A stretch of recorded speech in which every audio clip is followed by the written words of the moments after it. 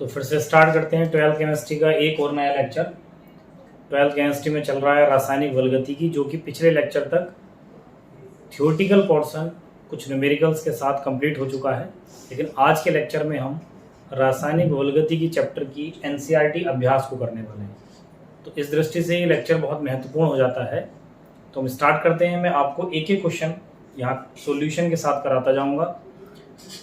इसके बाद आप जब एनसीईआरटी एक्सरसाइज के सारे क्वेश्चन कंप्लीट हो जाएंगे तो फिर इस रासायनिक बलगतिकी चैप्टर में जो एनसीईआरटी बुक है हमारी, तो चैप्टर के अंदर कुछ एग्जाम्पल और क्वेश्चन हैं वो हम इस एनसीईआरटी एक्सरसाइज के बाद कर लेंगे। माने हमें पूरा रासायनिक बलगतिकी चैप्टर, सारे थ्योरेटिकल टॉपिक्स, एनसीईआरटी एक्सरसाइज के सारे न्यूमेरिकल सॉल्यूशन के साथ और चैप्टर के अंदर जितने भी क्वेश्चन एग्जाम्पल हैं वो सारा का सारा कंप्लीट सॉल्यूशन हमारे पास उपलब्ध रहेगा।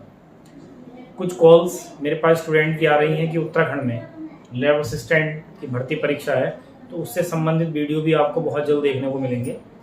टीजीटी पीजीटी केमिस्ट्री के हिसाब से भी आप देखें तो ये मैं पूरा चैप्टर वाइज आपको सब बिल्कुल पूरा सॉल्यूशन सहित उपलब्ध कराऊंगा। और जब हम एक्सरसाइज सोल्व कर लेंगे उसके बाद इस यूनिट के लगभग हम 100 ऑब्जेक्टिव क्वेश्चन भी, बहुविकल्पीय प्रश्न भी सोल्व करेंगे। तो ये बहुत ही महत्वपूर्ण चैनल पर जो सीरीज चल रही है ये बहुत महत्वपूर्ण है। तो आप लगातार इससे जुड़े रहिए और जो भी आपके क्वेश्चन या प्रॉब्लम होते हैं वो आप कमेंट में लिखकर उनके सॉल्यूशन के लिए नेक्स्ट वीडियो का इंतजार करते रहिए। तो स्टार्ट करते हैं एनसीईआरटी एक्सरसाइज का फर्स्ट क्वेश्चन। निम्नलिखित अभिक्रियाओं के वेग व्यंजकों से अभिक्रिया की कोटि व वेग स्थिरांक की बीमाएं मात्रक ज्ञात कीजिए। बीमाएं फिजिक्स में होता है ना, जनरली एमएलटी माइनस इस टाइप से हम लिखते हैं, लेकिन यहाँ पर हम बीमाओं से मतलब मात्रक से है। किसका? वेग स्थिरांक का। तो आपको अभिक्रिया दी है और साथ में वेग व्यंजक दिया हुआ है, तो आपको एक तो कोटि बतानी है और ये जो के होता है वेग स्थिरांक, इसका क्या बताना है? मात्रक। देखिए चैप्टर में मैंने बहुत पूरी कोशिश की है कि आपको अच्छे से सारी चीज़ें समझा और बता पाऊँ।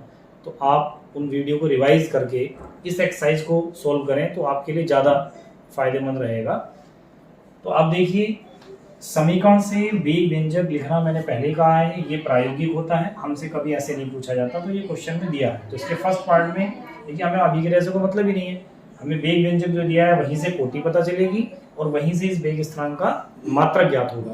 तो आप देखेंगे कि जो मैंने कहा था वेग व्यंजक में, मान क्वेश्चन में हमें दो बातें बतानी है, एक तो अभिक्रिया की कोटि और दूसरा बताना है इस वेग स्थिरांक का मात्रक। तो इस पहले ही पार्ट में आप देखें तो वेग व्यंजक में जो अभिकारकों की सांद्रता की घातें होती हैं उनको कहते हैं कोटि। तो यहाँ पर अभिकारक की सांद्रता की घात कितना है? 2। तो इसका आंसर कोटि 2 हो जाएगा, कोटि हो जाएगी 2। जबकि वेग स्थिरांक के व्यंजक के लिए हम क्या करें, यहाँ से अगर आप के की वैल्यू कैलकुलेट करें तो क्या हो जाएगा? दर बटे NO स्क्वायर। तो दर का मात्रक क्या बताया था आपको मैंने? दर का मात्रक होता है mole litre inverse second inverse बटे, और जो ये सांद्रता होती है, सांद्रता का मतलब होता है मोल लीटर इनवर्स, और उसका भी क्या हो रहा है? स्क्वायर। तो एक पूरी पावर कट हो जाएगी। तो फिर के का जो मात्रक है, वेग स्थिरांक का जो मात्रक है वो क्या आएगा? मोल लीटर इनवर्स है, मोल ऊपर जाकर मोल इनवर्स, लीटर इनवर्स जाकर ऊपर लीटर हो जाएगा और वो सेकेंड इनवर्स। तो फर्स्ट पार्ट में कोटि 2 है और वेग स्थिरांक का जो मात्रक है वो mole inverse litre second inverse. बात करें सेकंड पार्ट की, इसी क्वेश्चन का जो सेकंड पार्ट है, आपको एक अभिक्रिया दी है और उसका हमें वेग व्यंजक दिया है, तो हमें वेग व्यंजक से मतलब है। तो अगर हम कोटि की बात करें तो आप ध्यान से देखें, इसमें अभिकारक H2O2 की सांद्रता की घात 1 है और जो दूसरा अभिकारक है I- उसकी घात कितना है? 1। तो कोटि के लिए सांद्रता की घातों का योग कर लेंगे तो देखिए इसमें भी अभिक्रिया की कोटि 2 ही आ रही है। अगर हम वेग स्थिरांक का मात्रक कैलकुलेट करें तो यही आएगा। कैसे? भी आप ऐसा सोच लीजिए, के इक्वल हो जाएगा दर अपॉन, ये सब अपॉन में H2O2 और I-। यहाँ से दर का मात्रक क्या होगा? फिर वही mole litre inverse second inverse, और आप देखें ये भी एक्टिव मास है, सक्रिय द्रव्यमान है, ये भी सक्रिय द्रव्यमान है। तो अलग अलग ब्रैकेट है, पिछली बार स्क्वायर था इनका, तो बात वही है, ये भी मोल लीटर इनवर्स है, ये भी मोल लीटर इनवर्स है। मैंने मोल लीटर इनवर्स का स्क्वायर है, mole litre inverse, mole litre inverse, ये पूरा कैंसिल। तो फिर वही ये मोल ऊपर जाकर मोल इनवर्स, लीटर इनवर्स का लीटर हो जाएगा और ये हो जाएगा सेकेंड इनवर्स है। तो आप देखेंगे दोनों पार्ट में कोटि 2 है और उनका वेग स्थिरांक का मात्रक इस प्रकार से आप ज्ञात कर सकते हैं। देखिए बात करें थर्ड और फोर्थ पार्ट की, तो थर्ड पार्ट में आप देखेंगे ये अभिक्रिया में दी है और इसका वेग व्यंजक दिया है। तो सबसे पहले हमें कोटि बतानी है। तो कोटि के लिए आप इस वेग व्यंजक में देखें तो एस्टल्डिहाइड मींस CH3CHO की जो घात है, सांद्रता की जो घात है वो कितना है 3/2। तो इसलिए कोटि कितना हो जाएगा 3/2 और ये भिन्नात्मक कोटि की अभिक्रिया कहलाएगी। इसके बाद अगर हम वेग स्थिरांक के मात्रक की बात करें तो K इक्वल हो जाएगा दर अपॉन CH3CHO की पावर 3/2 मीन्स एस्टल्डिहाइड की सांद्रता की घात 3/2। यहाँ से दर का मात्रक आपको याद हो ही गया होगा, मोल लीटा इनवर्स सेकंड इनवर्स, और नीचे सांद्रता है ये मोल लीटा इनवर्स, और इसकी घात इस बार कितना है 3/2। इसको जब आप सोल्व करेंगे इस बार तो आप देखेंगे ये पूरा तो कट हो नहीं रहा है, तो ये पूरी पावर 3/2 ऊपर आके -1 हो जाएगी और इस पूरी की पावर कितना है 1। तो 1 में से 3/2 जाएगा तो कितना आ जाएगा -1/2 आ जाएगा। ऐसे इसकी पूरे की पावर 1 और ये ऊपर जाकर -3/2, 2 एकम 2 और -3 में से जाएगा तो -1/2। तो हम इसे कह सकते हैं ये पूरा हो जाएगा मोल लीटा इनवर्स की पावर -1/2 और सेकंड इनवर्स। फिर आप चाहो तो इसको अलग अलग लिख सकते हो, मोल की पावर -12 और ये माइनस माइनस प्लस हो जाएगा लीटर की पावर हाफ सेकंड इनवर्स। तो ये इस कोटि की अभिक्रिया का वेग स्थिरांक का मात्रक हो जाएगा। अगर आप चौथे पार्ट की बात करें इस क्वेश्चन के, तो आप इस अभिक्रिया के साथ ये वेग व्यंजक हमें दिया है, तो कोटि के लिए क्या हो जाएगा, इसमें आप देखें C2H5Cl अभिकारक के रूप में है और उसकी सांद्रता की घात कितना है 1, तो कोटि कितना हो जाएगी 1। वेग स्थिरांक के मात्रक की बात करें तो K हो जाएगा दर अपॉन C2H5Cl। यहाँ से दर का जो मात्रक है वो होता है mole litre inverse second inverse upon, और ये हो जाएगा सांद्रता है तो मोल लीटा इनवर्स, ये पूरा कैंसिल, तो ये हो जाएगा सेकंड इनवर्स। तो इस प्रकार से देखिए ये पहला क्वेश्चन मैंने आपको करा दिया। मींस आपको वेग व्यंजक यदि दिया हो तब उससे कोटि और वेग स्थिरांक का मात्रक ज्ञात करना बहुत ही आसान होता है।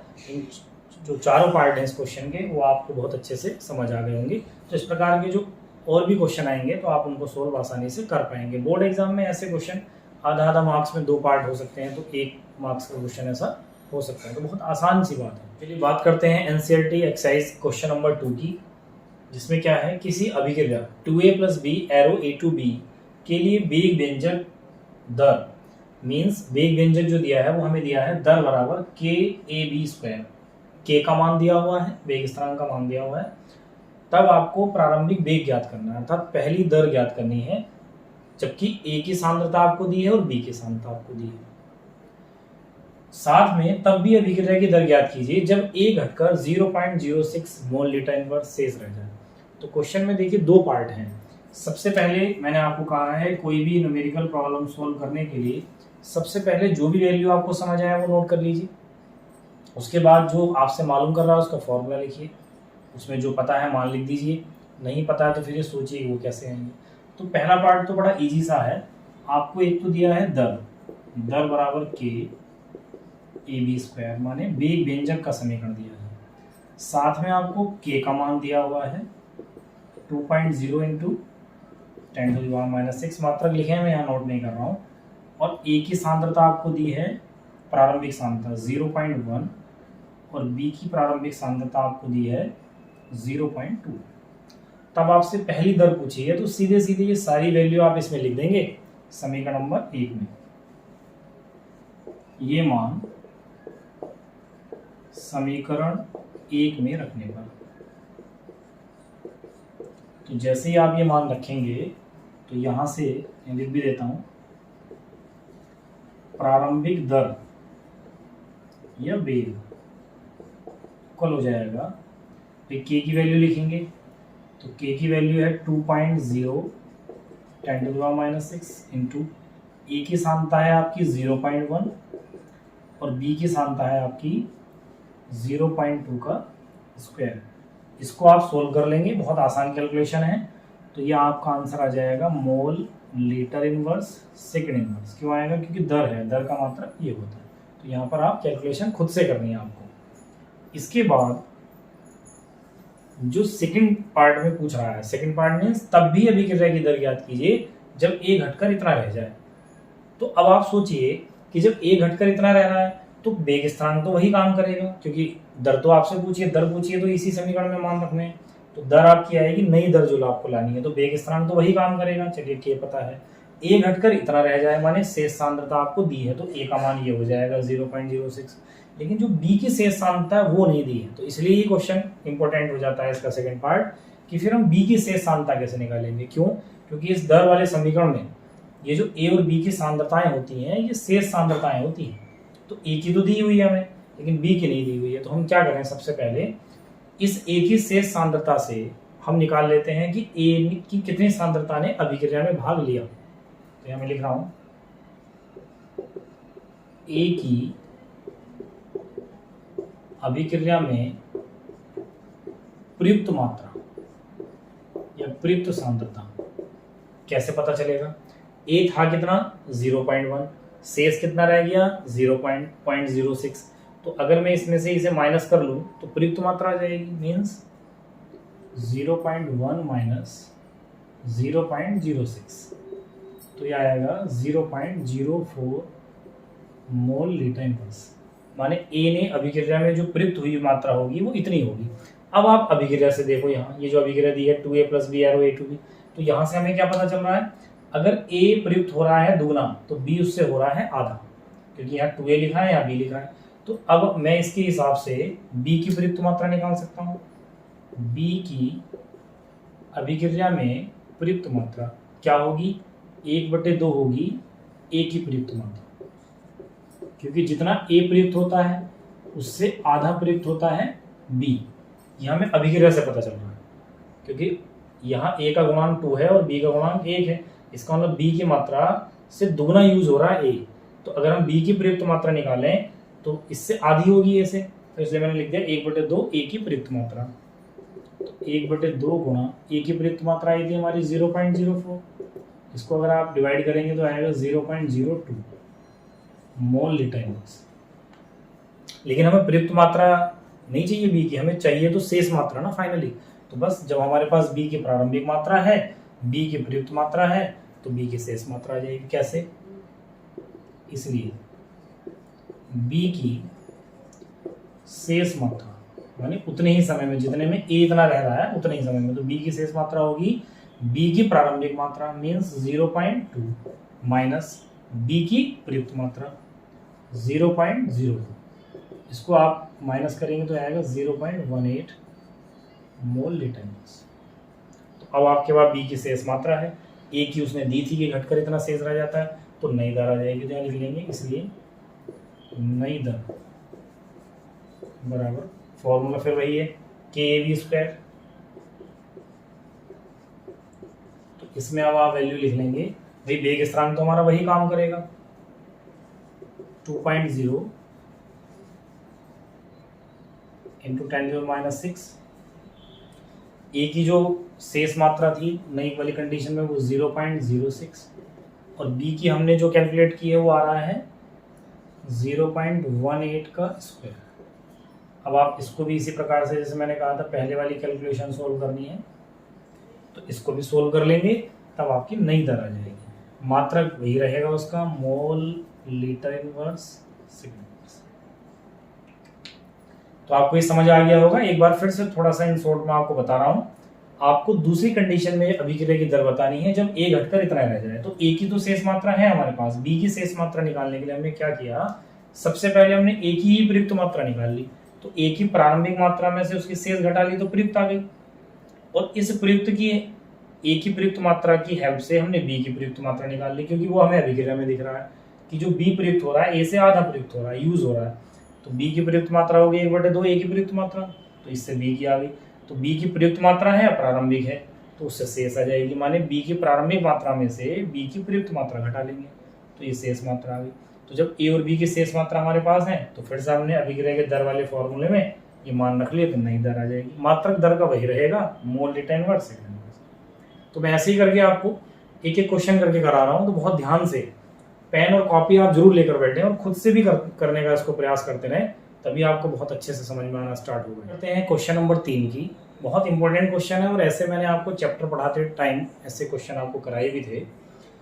अमोनिया का प्लेटिनम सतह पर अपघटन होना शून्य कोटि की अभिक्रिया है। माने जो अमोनिया गैस होती है उसके अपघटन की जो अभिक्रिया है उसमें प्लेटिनम उत्प्रेरक है, प्लेटिनम की सतह पर अमोनिया टूट रहा है और उसके टूटने की जो मतलब कोटि है वो शून्य कोटि होता है। इसका मतलब किसी भी अभिकारक की सांद्रता पर अभिक्रिया का दर डिपेंड नहीं करता होगा। चलिए, तब N2 और H2 का उत्पादन हो रहा होगा, क्योंकि जब अमोनिया टूटेगा तो N2 और H2 बनेगा। तो इसलिए उन्होंने पूछा है कि वो किस उसका जो उत्पादन हो रहा होगा वो किस दर से हो रहा होगा और आपको वेग स्थिरांक का मान दिया है।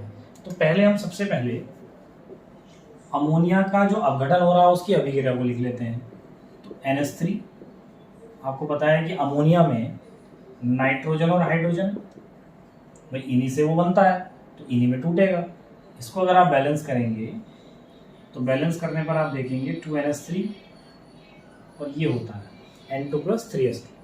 क्योंकि उसकी 1 मोल की बात चल रही है तो हम इसका अगर 1 मोल करें तो इसको क्या लिख पाएंगे हम, अगर वैसे बैलेंस करें तो ये 1/2 2 से डिवाइड कर लेते हैं और ये हो जाएगा 3/2। इसके लिए अगर मैं अभिक्रिया की दर का व्यंजक लिखूं अभिक्रिया के लिए तो कैसे लिखते थे हम, अभिक्रिया की दर बराबर होता था DNH3 अगर इसके लिए लिखेंगे तो अपॉन dt और यहाँ क्या आता था माइनस, क्योंकि ये अभिकारक है। फिर इसको लिखते थे तो इसको क्या लिखेंगे हम, ये उत्पादन हो रहा मीन्स उत्पाद है तो इनके लिए माइनस तो आएगा नहीं, तो dN2/dt। और मैंने कहा था जो गुणांक होते हैं उनको हम 1/, करके लिखेंगे तो 1/1/2 करेंगे तो 2 बिल्कुल ऊपर आएगा, माने इस टाइप से ये बराबर होगा। दूसरा वाला जो उत्पाद है हमारा हाइड्रोजन उसकी सांद्रता में परिवर्तन अपॉन dt, चिन्ह प्लस ही रहेगा क्योंकि उत्पाद है। तो और ये जो गुणांक है इसका क्या हो जाएगा उल्टा, माने 1/, हो जाएगा तो 1/3/2 लिखेंगे तो हो जाएगा 2/3। इस प्रकार से मैंने चैप्टर पढ़ाते समय आपको किसी अभिक्रिया के लिए अभिक्रिया की दर कैसे लिखी जाती है उसके अभिकारकों की सांद्रता और उत्पादों की सांद्रता के पदों के रूप में, परिवर्तन के रूप में इस प्रकार से लिखी जाती है। क्योंकि इस क्वेश्चन में ये कह रहे हैं कि जो अमोनिया का अपघटन है वो शून्य कोटि की अभिक्रिया है, तब अभिक्रिया की दर का क्या फॉर्मूला होना चाहिए, क्योंकि यह है अभिक्रिया शून्य कोटि की है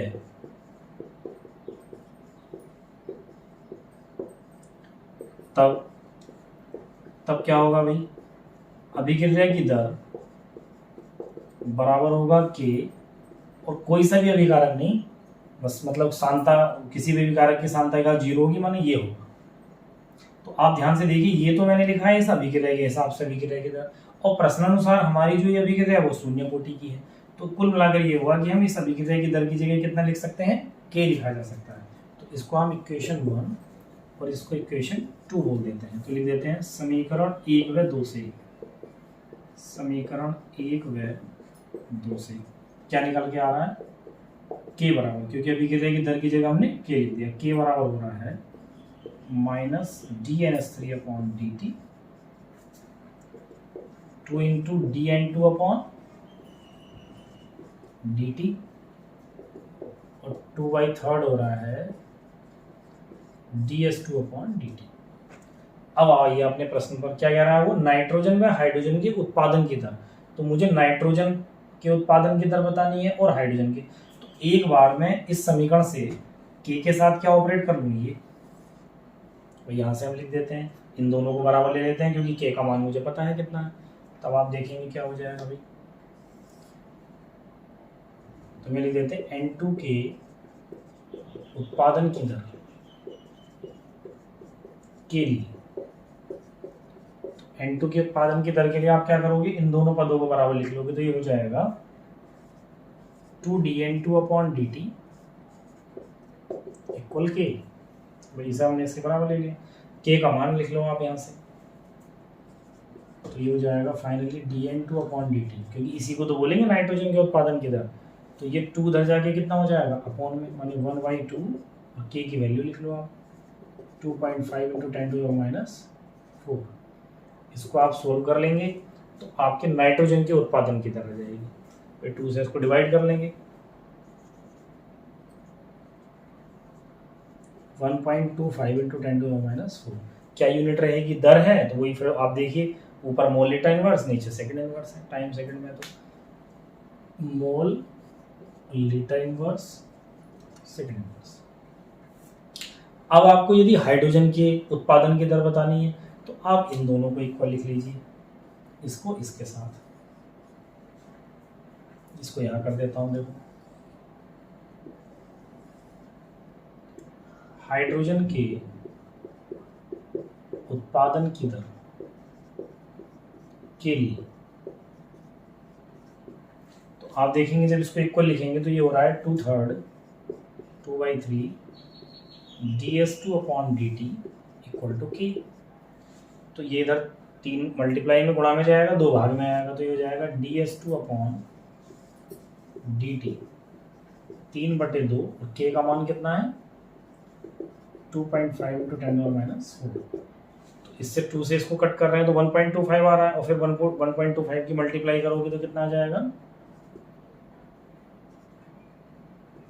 3.75 into 10⁻⁴ mole litre inverse second inverse. तो इस प्रकार से आप नाइट्रोजन के उत्पादन की दर और हाइड्रोजन के उत्पादन की दर ज्ञात कर सकते हैं। तो आप समझिए कि सबसे पहले जो आपको अमोनिया का अपघटन की अभिक्रिया लिख लेनी है, और उसके लिए अभिक्रिया की दर को कैसे लिखते हैं किसी अभिक्रिया के लिए वो लिख लेना है। फिर वहां से चूंकि शून्य कोटि की अभिक्रिया है तो उसके हिसाब से अभिक्रिया की दर लिख ली, जो कि के इक्वल आई, तो उसको हमने के लिख दिया।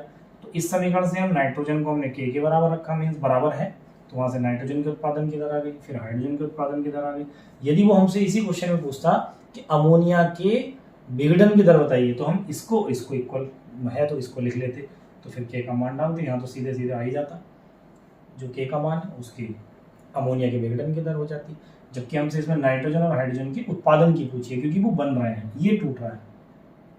तो इस प्रकार से इस प्रश्न को कर सकते हैं, या इसके आधार पर आप इसी प्रकार के अन्य प्रश्नों को भी आसानी से हल कर। देखिए एक और क्वेश्चन, जो चौथा क्वेश्चन है एनसीईआरटी एक्सरसाइज का, उसकी बात करते हैं। क्वेश्चन देखिए बहुत बड़ा है, लेकिन इसका आंसर बहुत छोटा सा आने वाला है। देखिए क्या है, डाईमेथिल ईथर केमिकल हमारा होता है, ऑर्गेनिक में हम पढ़ेंगे क्योंकि हमारे सिलेबस में है ईथर। तो डाईमेथिल ईथर के विघटन से CH4 बन रहा है, H2 बन रहा है, CO बन रहा है, के निर्माण का वेग व्यंजक दर बराबर इतना है। ये डाईमेथिल ईथर का फॉर्मूला होता है। फिर कहा है अभिक्रिया की दर किसी बंद पात्र में दाब बढ़ाने पर बढ़ रही है।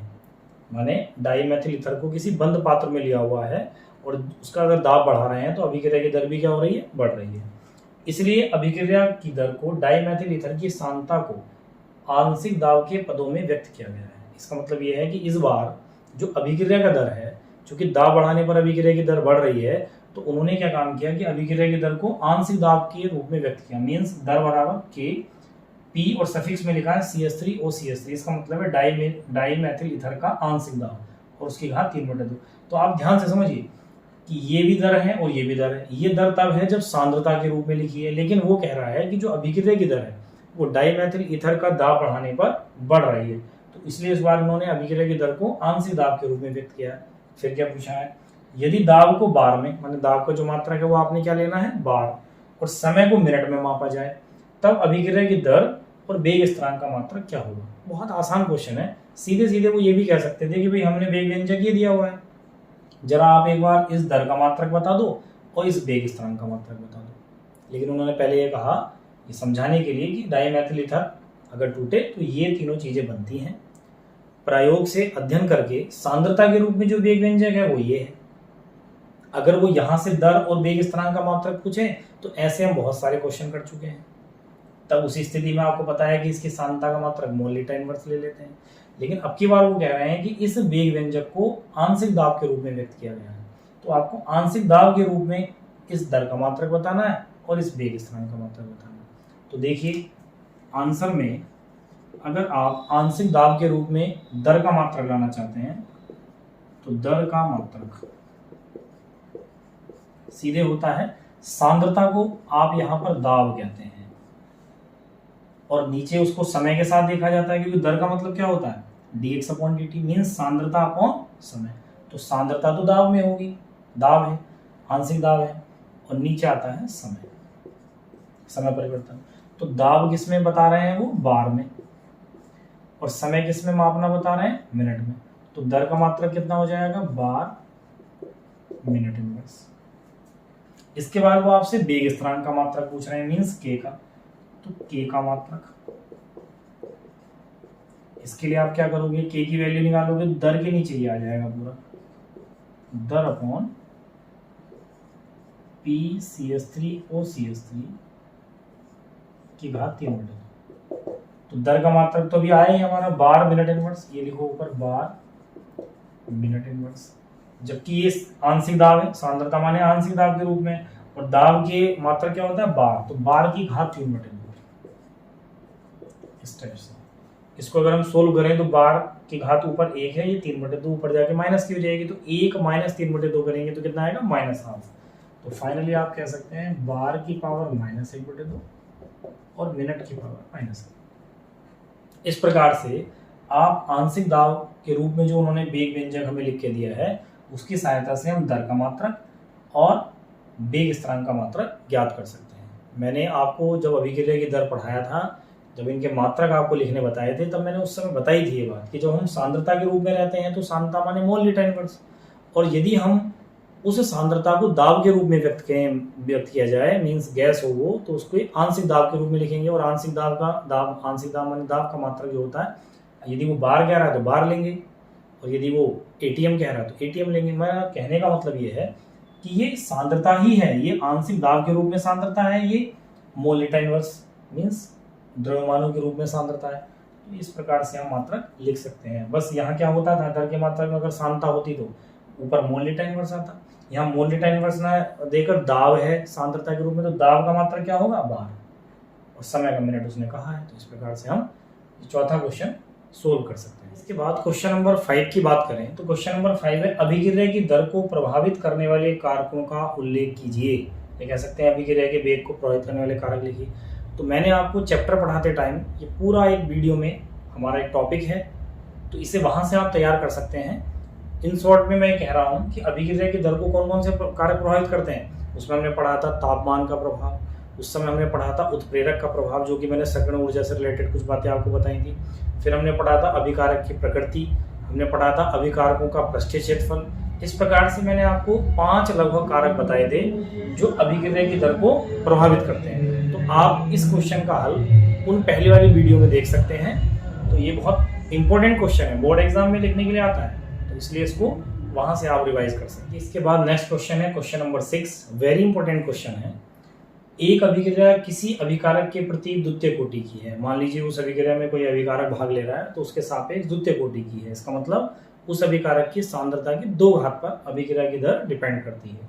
तब अभिक्रिया की दर किस प्रकार प्रभावित होगी, जब अभिकारक की सांद्रता को, पहला पॉइंट है दोगुना कर दें, दूसरा पॉइंट है आधा कर दें। तो देखिए कैसे करेंगे आप। सबसे पहली बात तो एक अभिक्रिया किसी अभिकारक के प्रति द्वितीय कोटि की है, तो इसकी सहायता से हम क्या लिख सकते हैं, अभिक्रिया का वेग व्यंजक लिखा जा सकता है। तो वेग व्यंजक क्या होना चाहिए भाई, दर बराबर, मैं आर से रेट दर के लिख दे रहा हूं, चाहे आप लिख लें दर या आर लिख सकते हैं। आर बराबर क्या होगा, के। हम मान लेते हैं कि माना कोई अभिकारक ए है, तो ए के सापेक्ष यदि वो द्वितीय कोटि है, मतलब आर बराबर के ए स्क्वायर। अब देखिए इसको हम समीकरण नंबर 1 क्या देते हैं इस स्थिति में। पहला पार्ट अगर हम इसका करें तो ये कह रहे हैं कि दोगुनी कर दी जाती है अभिकारक की सांद्रता। तो अभिकारक की सांद्रता ए है, दोगुने का मतलब हो गया 2a। तब लिख देता हूं, यदि अभिकारक की सांद्रता दोगुनी कर दें, तब जो नई दर है हम कह रहे हैं कि r डैश हो जाती है।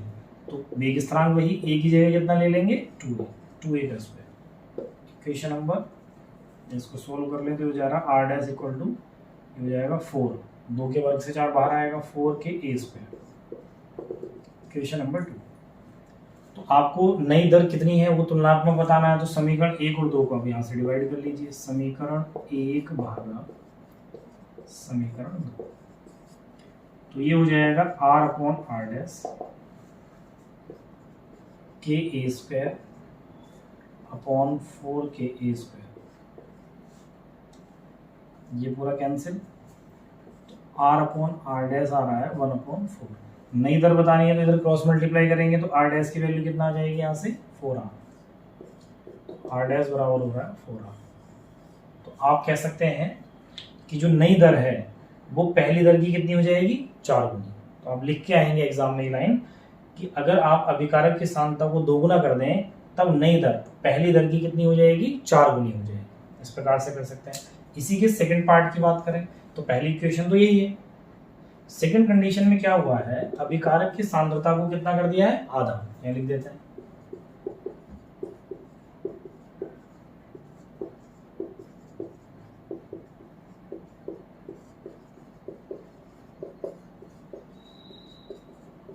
अभिकारक की सांद्रता आधी कर दी जाए, तब देखिए हम दर को मान ले रहे हैं कि वो आर डबल डैश हो जाती है के।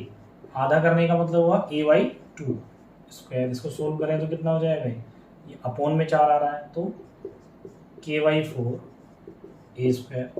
इसको समीकरण नंबर 3 बोल देते हैं। इसको पहले के साथ कंपेयर करिए आप तो समीकरण 1 भागा समीकरण 3। जब आप ये करते हैं तो r upon R double dash, तो यहां से आ रहा है के ए स्क्वायर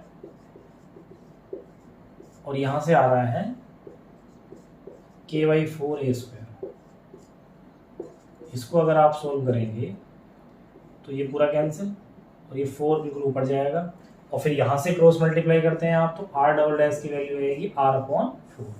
तो यहां से देखिए क्या पता चल रहा है कि जो नई दर है वो प्रारंभिक दर की कितना रह रही है 1/4। तो हम कह सकते हैं कि यदि अभिकारक की सांद्रता आधी कर दी जाए तो जो अभिक्रिया की नई दर है वो प्रारंभिक दर की चौथाई रह जाएगी। ये लाइन आप लिख कर आएंगे ऐसा एग्जाम में। तो ये बहुत ही अच्छा क्वेश्चन है। इसके आधार पर अन्य क्वेश्चन भी आपको मिलेंगे तो आप आसानी से सोल्व कर सकते हैं। जैसे वो कह दे कि अभिकारक की सांद्रता को तिगुना कर दे तो ए की जगह 3a लिख लेंगे, फिर कंपेयरिंग कर लेंगे। वो कह दे 1/3 कर दी जाए, 1/4 कर दी जाए, तो जो भी वो कह रहे हैं आप पहले तो एक व्यंजक लिख लीजिए, फिर उसके आधार पर अभिकारक की सांद्रता को 2 गुना कहें तो 2 गुना कर दें, 3 गुना कहें तो 3 गुना कर दें, आधा या तिहाई चौथाई कहें वो कर दीजिए और फिर आपस में उन समीकरणों की तुलना की जा सकती है और नए दर को पुरानी दर के साथ कंपेयर करके बताया जा सकता है। तो बहुत ही अच्छा ये क्वेश्चन ये है। देखिए बात करें क्वेश्चन नंबर 7 की, तो क्वेश्चन नंबर 7 क्या है, वेग स्थिरांक पर ताप का प्रभाव किस प्रकार होता है। अर्थात वेग स्थिरांक ताप से किस प्रकार बदलता है, ताप बदलने पर वेग स्थिरांक कैसे बदलता है, इस प्रभाव को मात्रात्मक रूप से किस प्रकार बताया जा सकता है। भाई एक तो जनरल सी बात होती है, मैंने आपको कहा भी है, ये पहले क्वेश्चन आ गया है। मैंने देखिए इससे पहले की वीडियो जो मेरी इस रासायनिक बलगति को लेकर है वहां पर मैंने वेग स्थिरांक को प्रभावित करने वाले कारक बताए हैं, उनमें से ताप का प्रभाव बड़ा इंपॉर्टेंट है। ये कहा था कि जैसे जैसे ताप बढ़ता है वेग स्थिरांक का मान बढ़ता है। और फिर इसको, ये तो होगी एक लाइन, जनरल सी लाइन, लेकिन आप ये कैसे बताएं कि कितना ताप बढ़ाने पर वेग स्थिरांक कितना बढ़ता है। इसके लिए मैंने इससे पहले वाली वीडियो में आरएनएस समीकरण आपको बताया है। अर्थात यदि आप ताप का प्रभाव वेग स्थिरांक पर किस प्रकार होता है उसको मात्रात्मक रूप से बताना चाहते हैं तो उसके लिए आरएनएस ने एक समीकरण दी है, तो ये आप वहां से तैयार कर सकते हैं। बहुत विस्तार से मैंने इस टॉपिक को बताया, फिलहाल आप देख भी लीजिए। आरएनएस समीकरण क्या होता था, k = a⁻a/RT। तो जब मैंने इसको पढ़ाया था ये कहा था कि वेग स्थिरांक की ताप पर निर्भरता किस प्रकार से है उसको संख्यात्मक मात्रात्मक रूप से ज्ञात करने के लिए आरएनएस ने एक समीकरण दिया, इसको हम आरएनएस समीकरण कहते हैं। तो आरएनएस समीकरण की सहायता से आप ताप का प्रभाव वेग स्थिरांक पर मात्रात्मक रूप से बता सकते हैं। और ज़्यादा डिटेल में जानने के लिए आप पिछली वीडियो पर जहाँ पर ये आपको कंटेंट है वहाँ से इसको आप ठीक से देख सकते हैं। चलिए बात करते हैं एक और इम्पोर्टेंट क्वेश्चन की। क्वेश्चन नंबर 8, एस्टर का जल अपघटन आभासी एकाणुक अभिक्रिया है और इसके अपघटन पर आपको निम्नलिखित आंकड़े प्राप्त हुए। ये क्वेश्चन में आपको टेबल दी हुई है। आभासी एकाणुक मैं पहले आपको बता चुका हूँ, ऐसी अभिक्रियाएं जिनकी कोटि 1 होती है लेकिन आणविकता 1 से अधिक होती है उनको हम आभासी एकाणुक अभिक्रिया कहते हैं। और सामान्यतः जल अपघटन वाली जो अभिक्रियाएं होती हैं वो आभासी एकाणुक होती हैं। इससे ठीक पहले के वीडियो में ये मैंने बहुत अच्छे से बताया। तो क्या टेबल आपको मिली है कि समय दिया है 0 सेकंड पर एस्टर की जो सांद्रता है वो इतनी है, 30 सेकंड पर इतनी हो जाती है, 60 सेकंड पर और कम हो जा रही है, 90 सेकंड पर और कम हो जा रही है। तब आपको अभिक्रिया के औसत वेग की गणना करनी है 30 सेकंड से 60 सेकंड का जो समय अंतराल है उस टाइम के बीच में। और सेकंड है इस आभासी एकाणुक अभिक्रिया के लिए, माने जो भी ये एस्टर के जल अपघटन की अभिक्रिया है उसके वेग स्थिरांक को आपने ज्ञात करना है k को। तो सबसे पहले हम इसका पहला पार्ट करते हैं औसत वेग। तो तो औसत वेग आप वैसे सामान्यतः भी समझिए क्या होता था, विस्थापन परिवर्तन बटे समयांतराल, लेकिन यहाँ विस्थापन नहीं, यहाँ सांद्रता में परिवर्तन होता है बटे समयांतराल। तो पहले पार्ट की अगर हम बात करें, आंसर फर्स्ट, औसत वेग, अभिक्रिया का औसत वेग बराबर होगा माइनस अभिकारक की सांद्रता में होने वाला परिवर्तन, क्योंकि माइनस मैंने लगाया इसलिए क्योंकि अभिकारक की सांद्रता में कमी आ रही है, वो देख भी रहे हैं जैसे समय बढ़ रहा है तो सांद्रता में कमी हो रही है। अभिकारक की सांद्रता में परिवर्तन बटे समयांतर,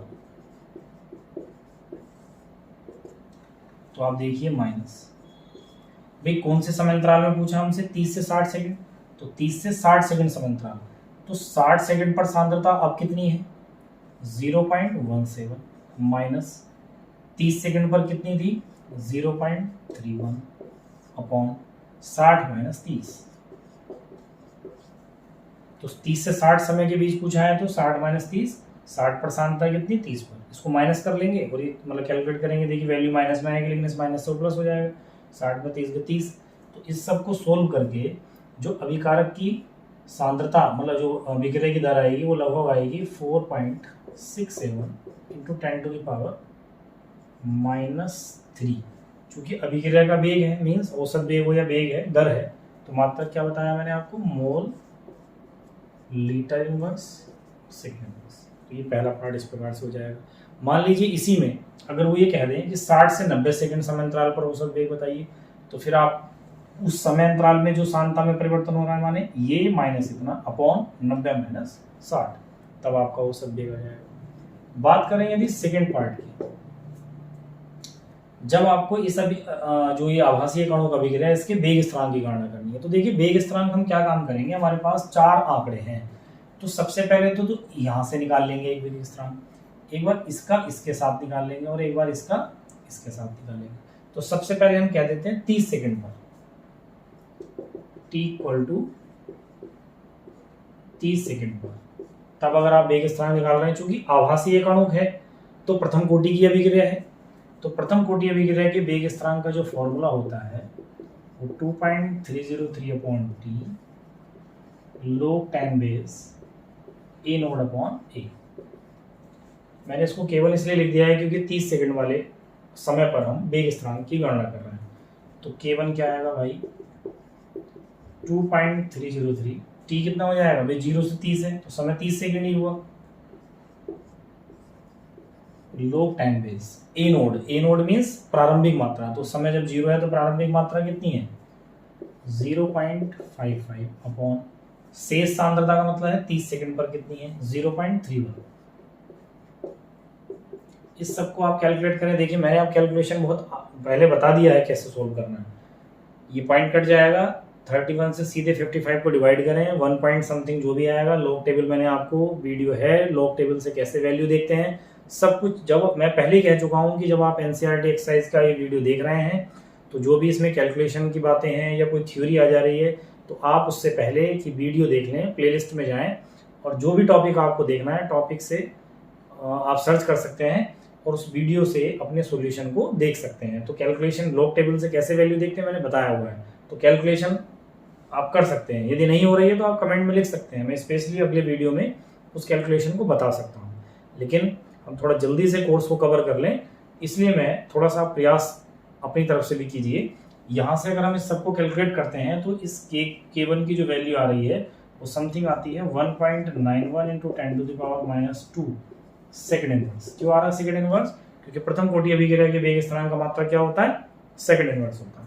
सेम इसी प्रकार से आप दूसरा K2 ज्ञात कर सकते हैं, मीन दूसरा वेग स्थिरांक कब, जब आप 0 से 60 सेकंड की बात कर रहे हैं, मीन्स t इक्वल टू आप ये कह लें t इक्वल टू 60 सेकंड पर, तब हम उसको K2 बोल देंगे। तो 2.303 अपॉन 30, 30 क्यों ले रहे हैं देखिए हम 30 नहीं 60 आएगा क्योंकि 0 से 60 है, log 10 base a node means वही प्रारंभिक सांद्रता जो कि 0.55 अपॉन शेष सांद्रता जो कि 60 सेकंड पर है 0.17। इसको कैलकुलेट करें तो ये वैल्यू आती है 1.96 सेकंड इनवर्स। ऐसे ही आप तीसरा वेग स्थिरांक, क्योंकि तीसरा डाटा है 0 से 90 second means t equal to 90 second, तब आप K3 कैलकुलेट कर सकते हैं। तो K3 कैलकुलेट करने, देखिए ये तो समझ में आ ही गया था, मैं इसको रफ कर देता हूं।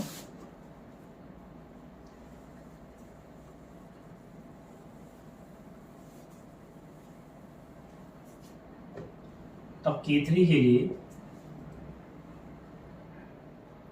2.303 अपॉन जो टाइम है हमारा क्या हो जाएगा 90, लोग टाइम बेस ए नोड मीन्स प्रारंभिक सांद्रता 0.55 और 90 पर आ रही है 0.085। इस K3 को कैलकुलेट करें तो ये समथिंग आता है 2.04 इंटू 10⁻² सेकंड इनवर्स।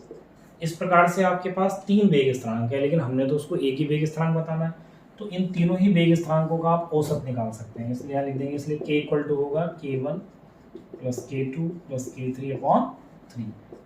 तो K1 की वैल्यू है आपकी 1.91 इंटू 10⁻², K2 है आपका 1.96 और K3 है 2.043। इसमें से 10⁻² कॉमन लेने, सबको सोल्व करने पर समथिंग 1.98 इंटू 10⁻² सेकंड इनवर्स आपको मिलता है। तो हम कह सकते हैं कि इस प्रकार से वेग स्थिरांक ज्ञात किया जा सकता है। तो आप देख लीजिए एक बार फिर से, पहले दो आंकड़ों से K1, पहले और तीसरे आंकड़े से K2, पहले और चौथे आंकड़े से K3, और फिर उनका औसत निकाल लेंगे। बाकी आपको पता ही है कि आभासीय कणों का विक्रिया है तो ये प्रथम कोटि की ही होगी, क्योंकि ऐसी विक्रियाओं की कोटि एक होती है, तो इसलिए हमने वेग स्थिरांक का ये फॉर्मूला लगा दिया। कैलकुलेशन आप कर सकते हैं। क्वेश्चन नंबर 9 की बात करते हैं। ऐसा ही क्वेश्चन एक पहले आ चुका है अभी। ए का विक्रिया ए के सापेक्ष प्रथम कोटि और बी के सापेक्ष द्वितीय कोटि है। तब सबसे पहले तो यही पूछ लिया है कि अवकल वेग समीकरण लिखिए। देखिए बहुत इजी है। पहले पार्ट में अवकल वेग का मतलब ये है कि जो आप दर लिखते हो उस दर को डी के रूप में लिखना है, dx अपॉन dt करके। तो dx अपॉन dt हम इसको लिख सकते हैं कि a के सापेक्ष प्रथम कोटि है तो a की घात 1 हो जाएगा, और b के सापेक्ष द्वितीय कोटि है तो वो 2 हो जाएगा। इसी को तो आप r कहते हो, dx अपॉन dt। तो ये चलिए खैर ये हो गया। इसके बाद जो है अभिक्रिया का वेग किस प्रकार प्रभावित होगा यदि b की सांद्रता 3 गुनी कर दी जाए। तो सेकंड पार्ट में आप ये कर सकते हैं, भाई b की जगह 3 भी लिख सकते हैं। तो या ऐसा मान ले, मानो a की सांद्रता स्मॉल a है, b की सांद्रता स्मॉल b है। तब अगर मैं इसको दर के लिए लिखूं, पहले नया ही दर लिखूं, तो r बराबर k ab स्क्वायर है, समीकरण नंबर 1। यदि b की सांद्रता 3 गुनी कर दी जाए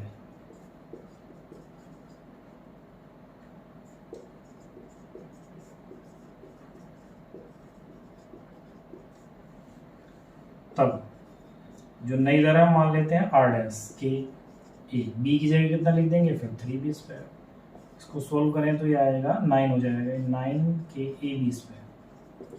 इक्वेशन नंबर 2 इसको डिवाइड कर लेते हैं, समीकरण 1 को 2 से कर देते हैं भाग। तो r अपॉन r डैश, भाई r की वैल्यू है के ए बी स्क्वायर और ये है 9 के ए बी स्क्वायर। तो r अपॉन r डैश बराबर 1/, यहाँ से क्रॉस मल्टीप्लाई करें तो ये आएगा 9r। तो हम कह सकते हैं कि जो नई दर है वो पहली दर की 9 गुनी हो जाएगी, या जो नया वेग है वो पहले वेग का 9 गुना हो जाएगा। बात करें सेकंड पार्ट की, थर्ड पार्ट में कह रहे हैं कि दर किस प्रकार प्रभावित होगी यदि ए और बी दोनों की सांद्रता 2 गुनी कर दी जाए। तो आप देखिए उस दर को हम r डबल डैश कह देते हैं। तो आप देखिए इस वाले में मान a की जगह 2a और b की जगह 2b, तो k 2a 2b का स्क्वायर। तो आप देखेंगे वो r डबल डैश कितना हो जाएगा, 2 दूनी 4 और दूनी 8, 8 के A B square. Equation number 3 तुलना कर लेंगे समीकरण 1 भागा समीकरण 3, और यदि तुलना करें तो आएगा r upon r double dash के ए बी स्क्वायर, ये हो जाएगा 8 के A B square. R upon R double dash equal to 1/8। यहाँ से अगर क्रॉस मल्टीप्लाई करें तो ये आएगा 8r।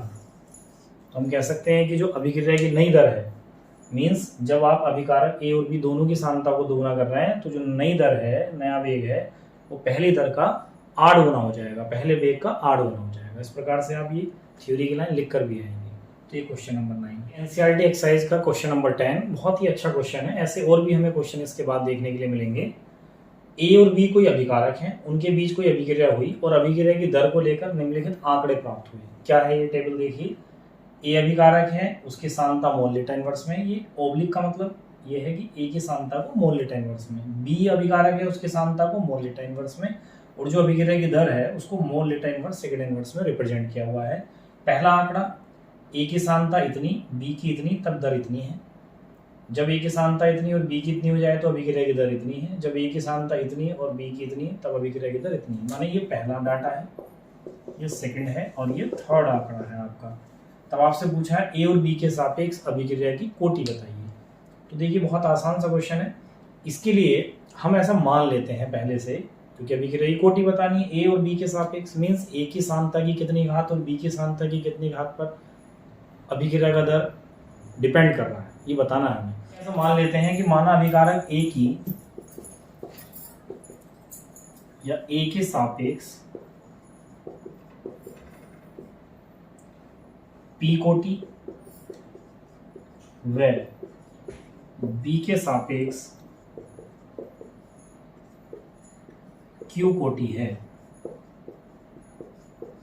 तब जो वेग व्यंजक या वेग समीकरण होगा वो क्या होना चाहिए, आर बराबर के ए की पावर पी और बी की पावर क्यू, यही होना चाहिए अभिक्रिया का वेग व्यंजक।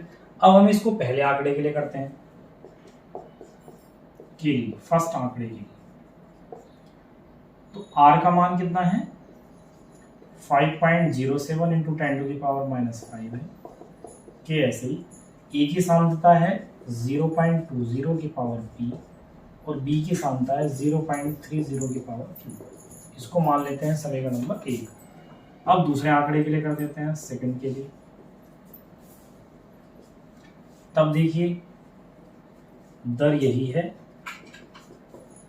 कि ए की जो सांद्रता है वो भी यही है, लेकिन बी की सांद्रता 10 हो गई है। समीकरण नंबर 2। अगर हम थर्ड आंकड़े की बात करें, थर्ड के लिए, तो अभिक्रिया की दर देखिए कितना है 1.43 के ए की सांद्रता है 0.40 की पावर पी और बी है 0.05 की पावर क्यू। इसको हम कह सकते हैं समीकरण नंबर 3। अब आपको समीकरण 1, 2, 3 को ऐसे सोल्व करना है कि पी और क्यू की वैल्यू आ जाए। तो पहले 1 और 2 को भागी कर लेते हैं, क्योंकि ये कट जाएंगे कुछ पद। देखिए तो यहाँ से देखिए समीकरण 1 भागा समीकरण 2। तो आप देखिए ये इसके अपॉन में लिख देता हूँ, चलिए 5.01 इंटू 10⁻⁻5, नीचे भी यही वैल्यू है।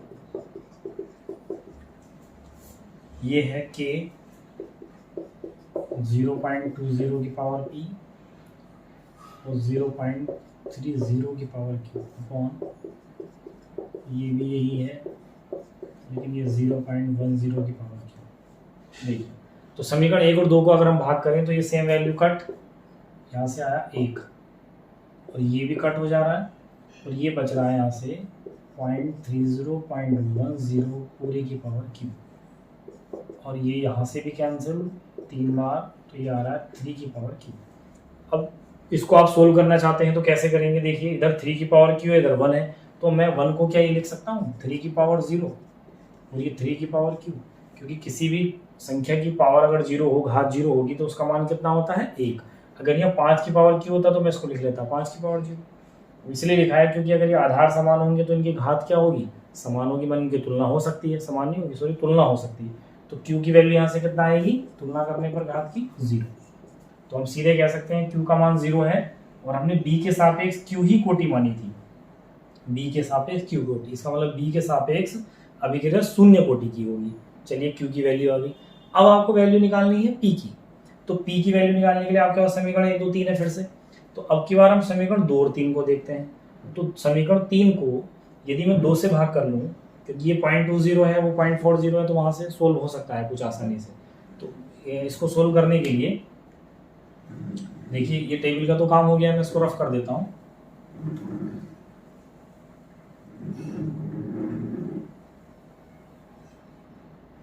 तो इसको सोल्व करते हैं। समीकरण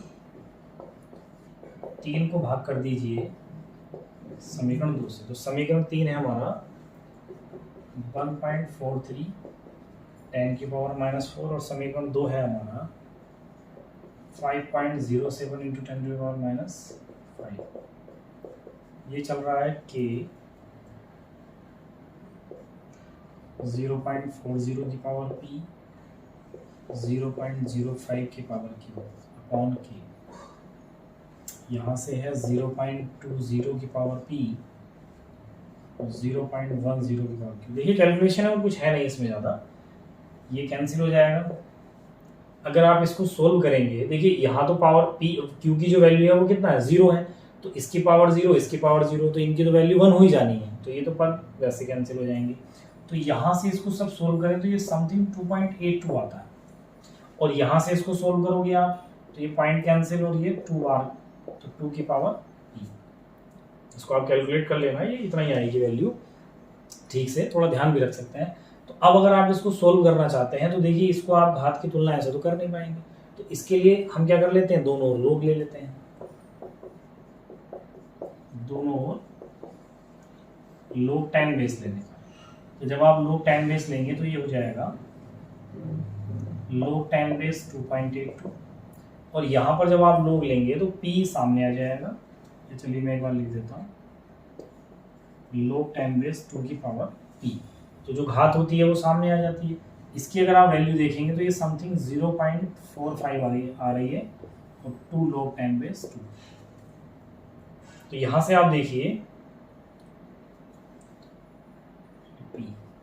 p है ना सामने, p सामने लोग टाइम बेस 2, लोग टाइम बेस 2 की वैल्यू होती है 0.3010, तो ये 0.45 p 0.3010 ये अपॉन में, तो p इक्वल टू 0.45 0.3010। इस सबको कैलकुलेट करें तो लगभग 1.49 समथिंग आएगा। इसको हम इक्विवेलेंट कह सकते हैं 1.5 के, माने p की जो वैल्यू आ रही है वो आ रही है 1.5। तो हम कह सकते हैं p क्या था हमारा, a के सापेक्ष p कोटि, तो हम ये फाइनल आंसर लिख सकते हैं। q की वैल्यू 0 है और p की वैल्यू 1.5 है, तो हम कह सकते हैं कि ये जो अभिक्रिया है अभिकारक a के सापेक्ष p कोटि मीन्स 1.5 कोटि की है, और b के सापेक्ष q कोटि माने 0 कोटि की है। तो अगर हम वेग समीकरण यहाँ लिखें फाइनली, तो यहाँ से ये रिप्रेजेंट हो रहा है r equal to k, a की पावर p है तो वैल्यू होगी 1.5, और b की पावर q है मीन्स 0। तो a के सापेक्ष 1.5 माने भिन्नात्मक कोटि हो रही है, और b के सापेक्ष 0 कोटि है। तो इस प्रकार से मैंने आपको एनसीईआरटी एक्सरसाइज रासायनिक बलगति के चैप्टर के शुरू के 10 क्वेश्चन करा दिए हैं, और मैंने पूरा प्रयास किया है कि आपको ये ठीक से समझ में आ जाए। तो आप इन 10 क्वेश्चन को बहुत अच्छे से रिवाइज करके देख लें। जब इसका नेक्स्ट वीडियो आएगा तो हम क्वेश्चन नंबर 11 से आगे को स्टार्ट करेंगे।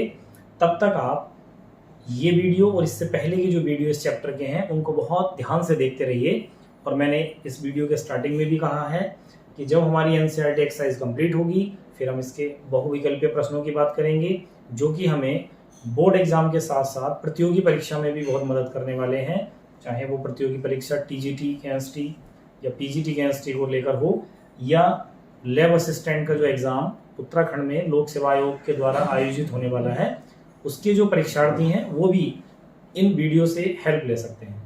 तो चलिए इसके बाद हम नेक्स्ट वीडियो में नेक्स्ट क्वेश्चन को सोल्व करेंगे।